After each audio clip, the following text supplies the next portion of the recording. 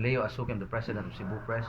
No, together sa akong mga kaubanan sa mga laing sibianan sa Cebu, DYRB, si Danny Cugtas, from Bantay Radio, Ma'am Jocelyn Lumente, Ma'am Neri of Mix FM, and Kamandag Radio, Rex Fernandez. Una, no, daghang kay salamat sa pag welcome dinhi sa inyong dakbayan sa Baybay, no.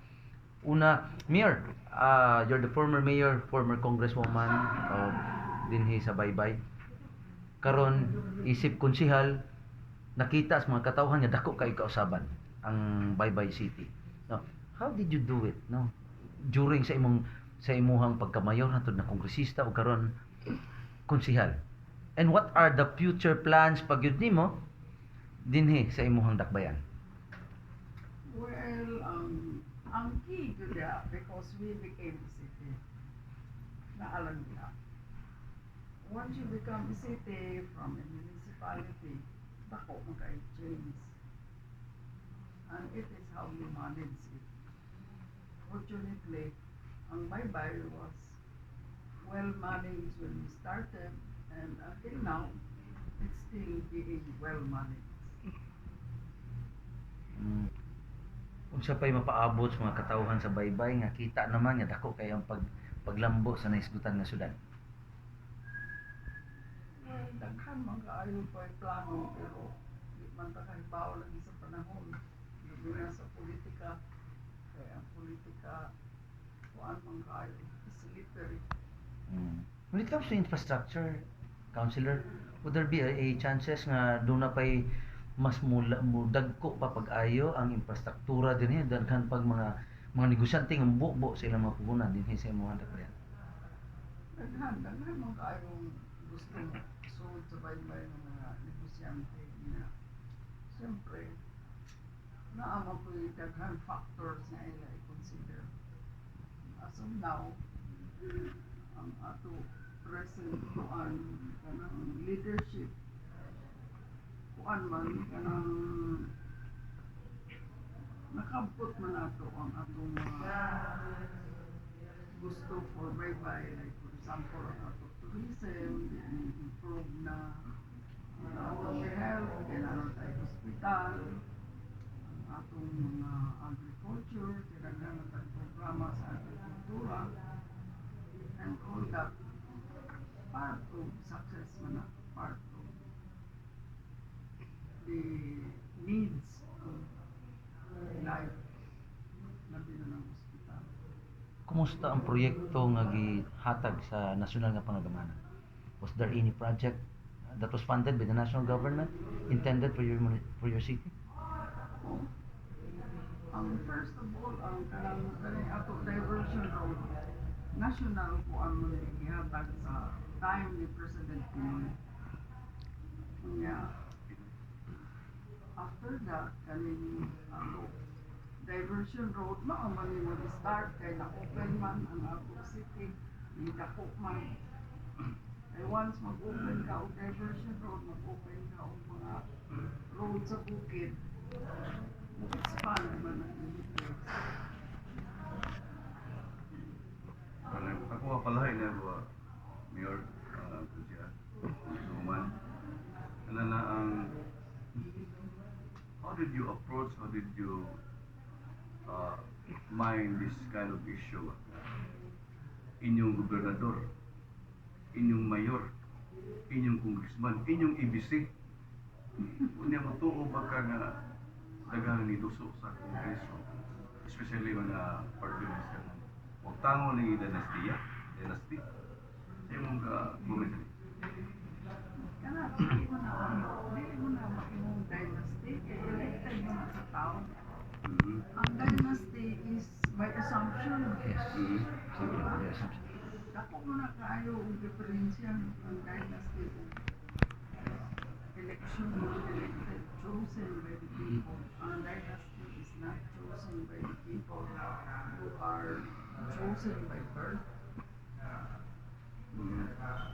Pero ang election chosen by the people, so it's not dynasty.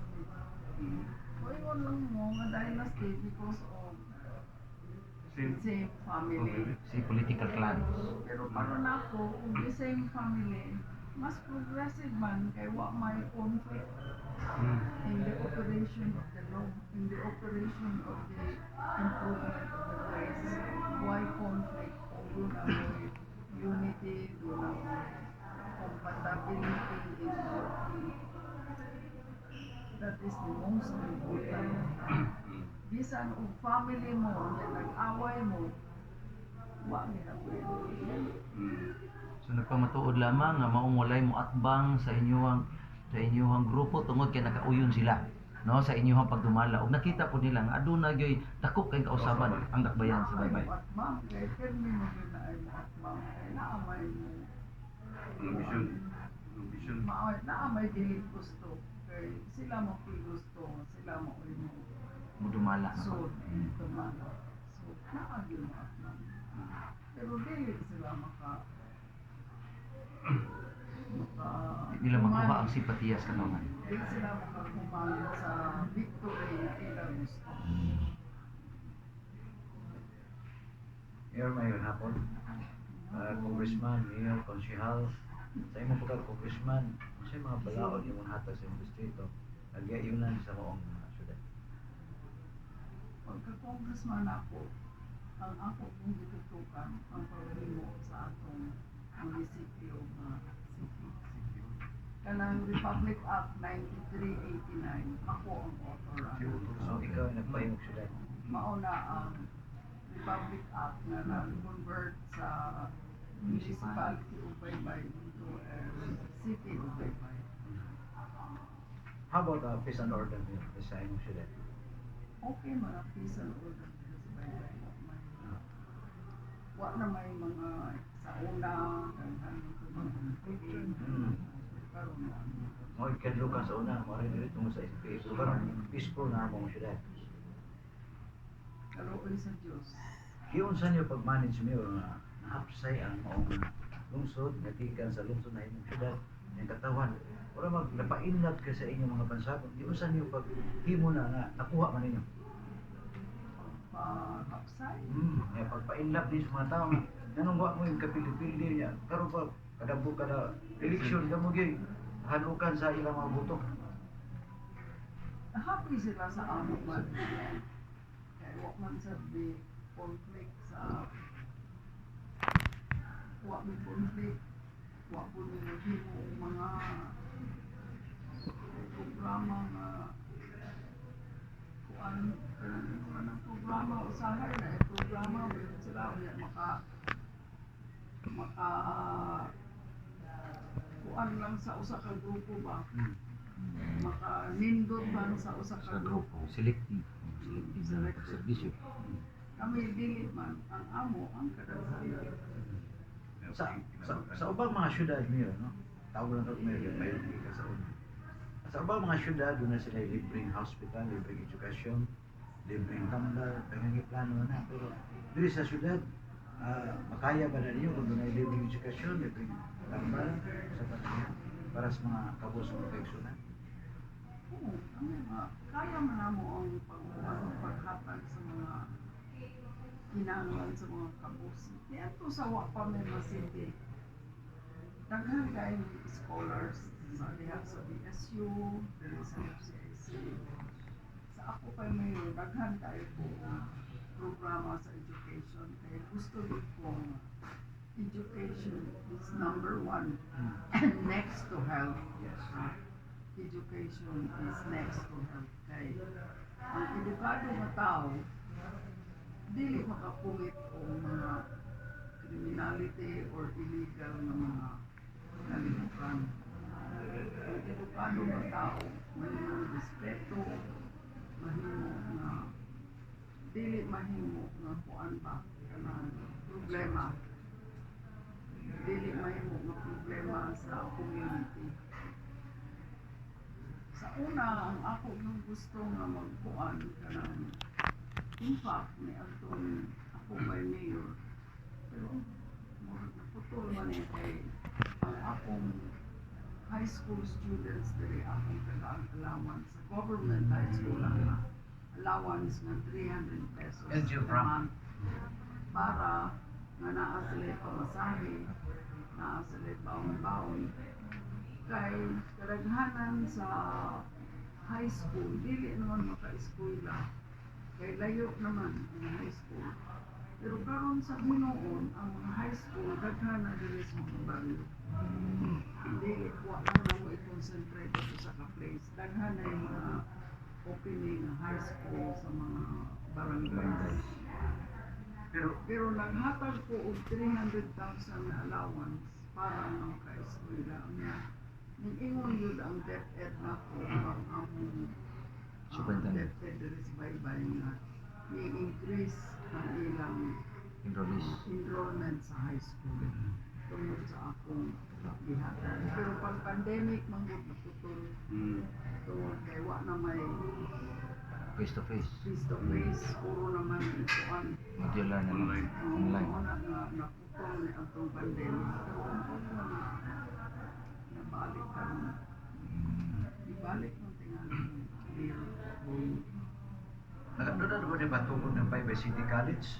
Or doon na plano nga mag-inom mo na? College. bawa kay kami. Pero depth ako ang kanang sa TESDA. That's that. Okay.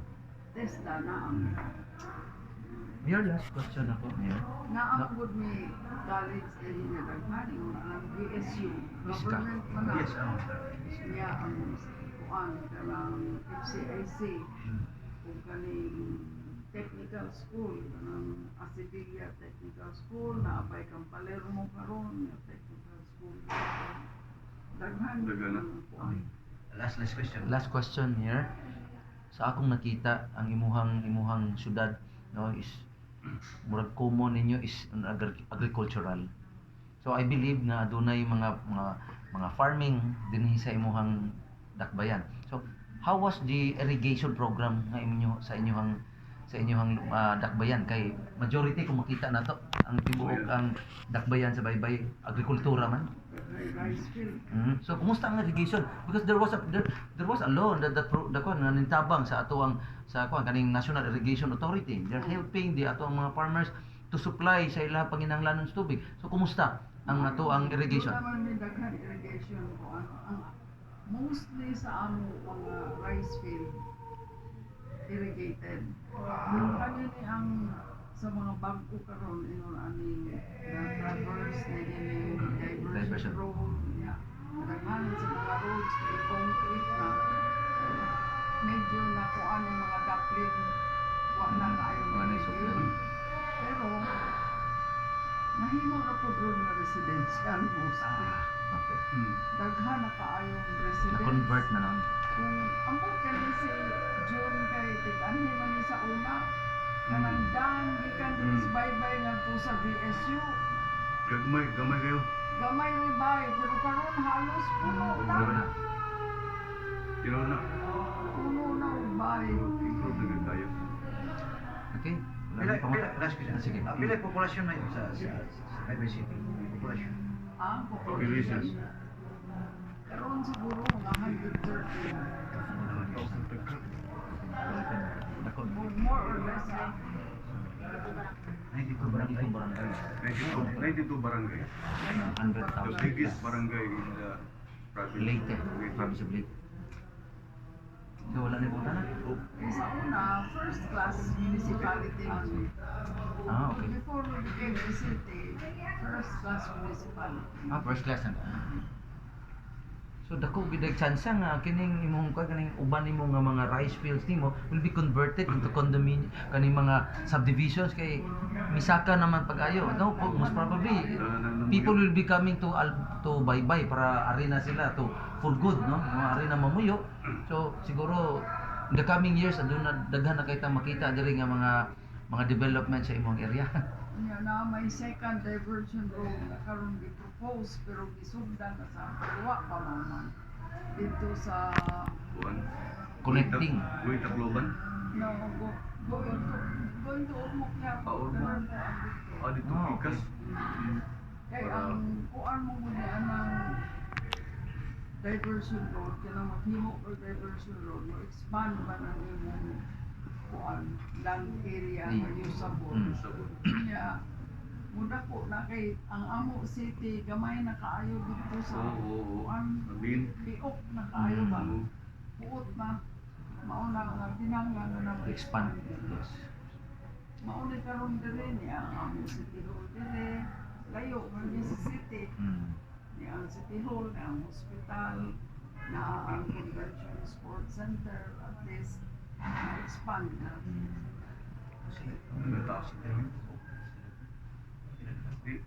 Parting words lang ni Mayor, Ah. Congressman, Kunsiyal. Councilor, imong kuan. Segment pa sa taga Parting statement sa taga-Baybay City. Ang parting words. Mensahe sa ato ang makigsunan sa Baybay. well, thank you for coming and hopefully Baybay City of course i-grow kay kung na city na ta in fact ni atong city ni daghan kaayo ning object pero nakuha niya ko naman ultimately pero usually di ay kaning mag-city ta ang League of Cities ning object namo tungod kay mugamay ang ila tira mudaghan naman ang shares pero pasalamat gyapon ko nga nahinayon ang amo city board at least bisan og na-delay ni okay lang o pasalamat sa ko sa katawhan sa Baybay na